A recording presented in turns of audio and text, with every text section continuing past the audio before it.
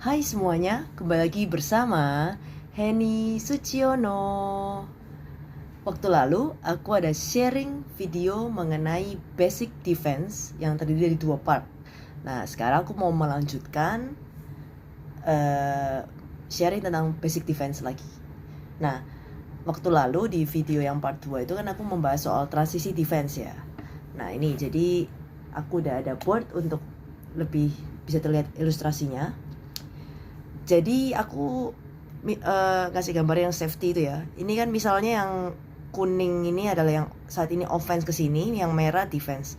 Lalu misalnya nomor 6 ini dia shooting.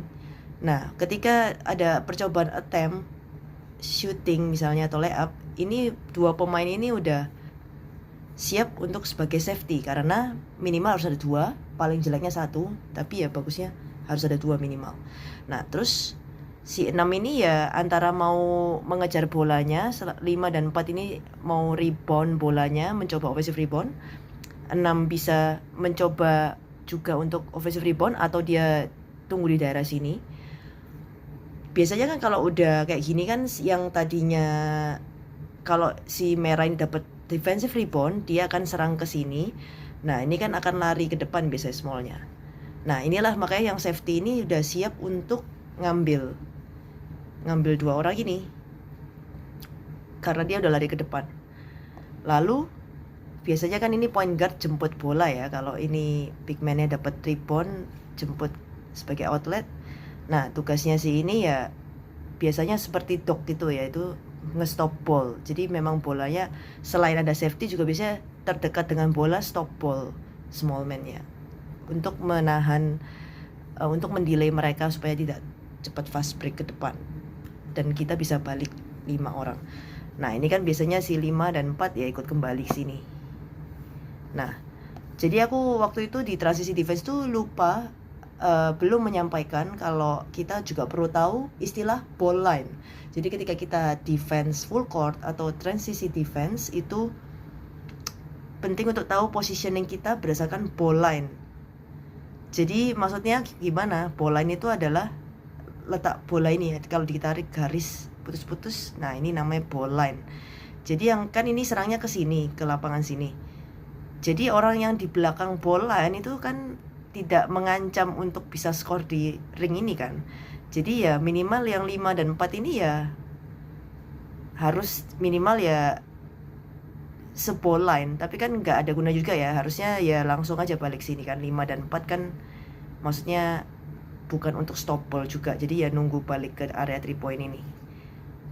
Nah misalnya kalau misalnya small man ini ada yang ketinggalan 1 di sini, jadi ya jangan ngikutin di belakangnya bola gini, jadi ya langsung balik aja, tunggu di daerah area 3 point sini karena 3 ini tidak bisa ngancam juga. Kalau dipasing ke belakang ya biarin, karena kan ya malah bisa edge second karena tidak bisa menyerang ke depan. Nah itu tadi pentingnya untuk tahu positioning kita berdasarkan ball line.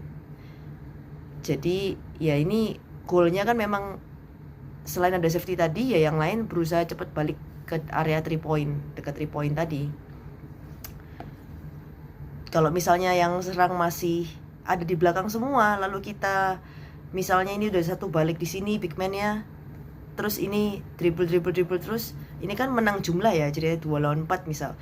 Ya ini bisa trap, untuk advantage kan bisa trap. Terus ini jadi kayak nggak bisa passing kemana-mana karena di belakang backcourt juga ada temannya cuma di sini. Nah kayak gitu. Jadi goalnya memang semuanya berusaha cepat balik untuk di area 3 point. Lalu ada safety minimal 2, dan juga ada yang stop ball juga, dan juga mengikuti positioningnya minimal se-ball levelnya, ball line. Tapi itu kalau sudah lewat setengah lapangan, udah lewat tengah lapangan di front court, jaganya positioningnya berdasarkan strong side weak side seperti yang aku jelaskan di part pertama ya, bukan ball level lagi. Karena kalau misalnya yang serang di sini di corner bolanya, kalau bolanya ini kan weak side di sini. Nah kalau misalnya bola di corner, nggak mungkin dong ini ada orang di sini terus ini jadi ngikutin ball level di sini kan, jadi bisa dipassing dan dia shooting. Nah jadi ya tetap langsung ke strong side weak side-nya aja prinsipnya. Ini kan strong side ya agak deny, ini weak side sepertiga 2/3, seperti itu sih ya. Jadi bukan berarti udah di front court jadi ngikutin ball level lagi ya, itu cuma untuk yang defense full court sih, sama transisi, ketika transisi. Nah itu yang aku belum sampaikan ya soal ball level. Nah ini aku sebenarnya mau sharing mengenai rotasi defense. Kadang kan kalau di transisi itu bisa kita kalah orang, misal 2 lawan 1 yang defense 1, terus 3 lawan 2 atau 4 lawan 3, 5 lawan 4. Maunya kan idealnya ya kita yang menang jumlahnya lebih banyak daripada offender, atau 5 lawan 5. Nah ini misalnya kalau misalnya defense-nya 2 lawan 1,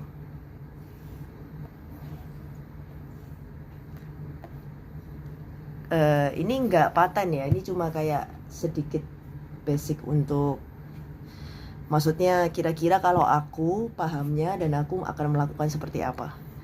Jadi ya ketika balik ternyata misal habis turnover gitu ya, lalu ya cepet ada 2 yang balik cuma safety cuma 1. Ya biasanya karena ini pasti jumlah kalah orang, kita jumlahnya kalah orang ya, lebih ke kayak membuat ragu-ragu sih yang membawa bola ini. Jadi kayak hedging cat and mouse gitu ya, maksudnya nggak komit ke sini, karena kalau udah komit gini ini bisa dipassing gitu kan. Jadi aku biasanya kalau 2 lawan 1 gini akan mencoba sambil dia dribble gitu ke depan, makin ke depan aku coba dengan maju sedikit-sedikit, tapi kayak sambil ready untuk mundur juga kalau dia passing ke temennya yang satunya. Jadi misalnya ini drive gini ya, kalau dia benar dengan kecepatan tinggi ya akhirnya baru komit, tapi juga tangannya nutup sisi sini supaya kayak kalau dia mau passing ke temennya siapa tahu bisa nyangkut di tangan kita gitu kan. Jadi ya kayak jaga 2 orang kan memang, jadi ya biasanya sih memang susah, tapi ya siapa tahu berhasil kadang itu dengan menggeretak gitulah ya. Terus tapi juga siap untuk menjaga temannya lagi yang sebelahnya ini. Di samping itu juga sambil mendelay ya berusaha temannya siapa tahu bisa kembali supaya bisa membantu backup untuk defense dengan jumlah yang sama. Nah itu tadi kalau 2 lawan 1. Nah kalau 3 lawan 2,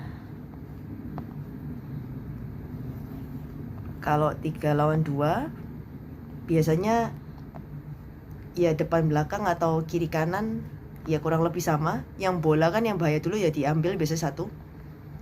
Terus yang 1 ini pokoknya kalau orang ada temannya gini 2 orang, yang 1 jaga 2 orang weak side-nya, yang 1 lebih ke berat ke bola, yang 1 jaga 2 orang lainnya. Jadi misal bola dipassing ke sini, tadi kan bola di tengah, ambil dulu yang ini, ambil dulu yang ini, ready untuk ngelihat kedua pemain ini. Begitu bola dipassing,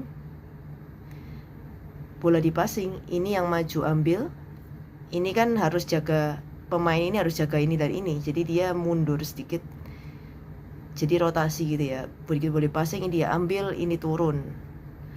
Nah terus nanti kalau misal dipassing lagi ke sini ya, ini ambil lagi, ini jaga 2 lagi, jaga 2 lagi.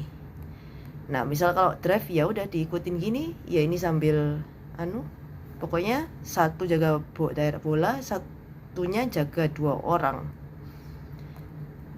gitu sih. Ya memang kalau udah disadvantage ya memang berusaha sebisa mungkin, siapa tahu lawan salah passing atau gimana ya, ini kan darurat. Jadi yang penting kita mengusahakan dengan cara yang 1 itu jaga 2 orang pasti, yang orang paling jauh atau weak side-nya. 4 lawan 3 misalnya, biasanya itu posisi kita jadi kayak zone gitu ya anggapannya, zone, jaga zone, karena kan kalau orang jadi jaga daerah juga. Jadi kalau bertiga biasanya ya posisi awalnya triangle, segitiga gitu. Nah ini akan ambil yang bola dulu, bola dipassing ya, ini ambil yang dekat dulu, yang terdekat ambil, lalu ini jaga 2 orang. Jadi rotasinya ya geser-geser gitu. Begitu bola dipassing ya dia ambil, ini cover orang ini juga ambil 2 orang. Terus misal kalau dipasing lagi ya ini balik ambil lagi, ini ambil gini-gini jaga 2 orang. Terus kalau dipasing lagi ya rotasi,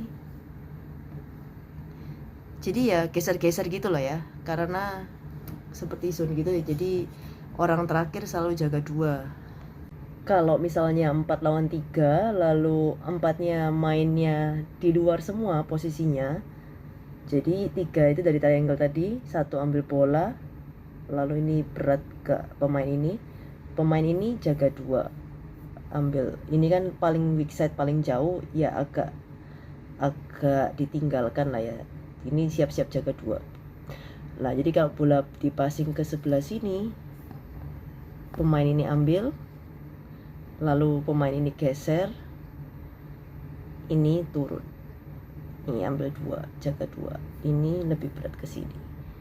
Jadi kalau nanti ini misal di skip pass, ini ambil ya sama lagi, ini geser, ini ambil 2 lagi. Kalau misalnya 4 lawan 5 biasanya sih diamond. Jadi bola yang depan ya ambil bolanya, terus bola di anu samping ya ini ambil, ini agak turun, ini gini.